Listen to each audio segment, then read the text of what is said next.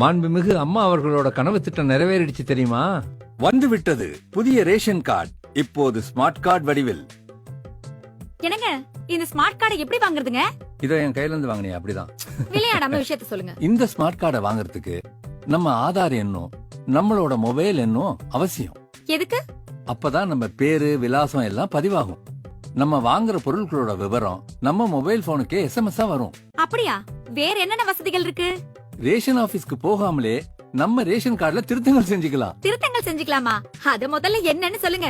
www.tnpds.gov.in அப்படிங்கிற இணையதள பக்கத்துல பயனாளர் நுழைவுக்குள்ள போய் நம்மளோட செல்போன் நம்பரை ஃபீட் பண்ணணும். உடனே நம்ம செல்போன் நம்பருக்கு 7 எண்கள் கொண்ட ஓடிபி வரும், அதாவது ஒன் டைம் பாஸ்வேர்ட்.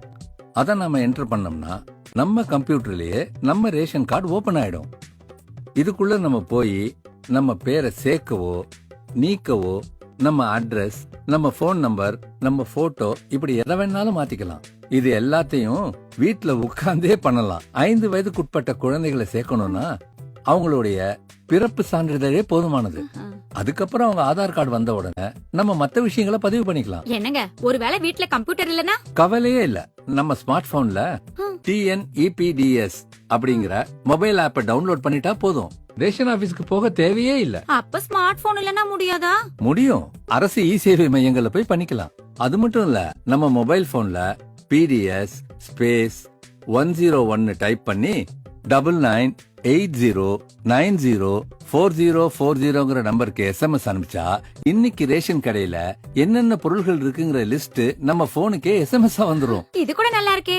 இது தவிர வேற என்னென்ன வசதிகள் இருக்கு? PDS ஸ்பேஸ் 102 டைப் பண்ணி 9980904040ங்கிற நம்பருக்கு எஸ்எம்எஸ் அனுப்பிச்சீங்கன்னா இன்னைக்கு நம்ம ஏரியால இருக்க ரேஷன் கடை திறந்திருக்கா இல்லையான்னு நம்ம தெரிஞ்சுக்கலாம். இது எல்லாத்துக்கும் மேல நாம வாங்காத பொருள் வாங்கினதா நமக்கு தகவல் வந்துச்சுன்னா PDS ஸ்பேஸ் 107 டைப் பண்ணி 9980904040ங்கிற நம்பருக்கு எஸ்எம்எஸ் அனுப்பிச்சு புகார் தெரிவிக்கலாம். அது மட்டும் இல்லாம 1967 அப்படிங்கிற கட்டணமில்லா தொலைபேசி எண்ணுக்கும் நாம போன் செஞ்சு நம்ம புகாரை தெரிவிக்கலாம். மாண்புமிகு அம்மா அவர்களோட கனவு திட்டம் இது மாதிரியே ஒவ்வொன்னா நிறைவேறிடும்.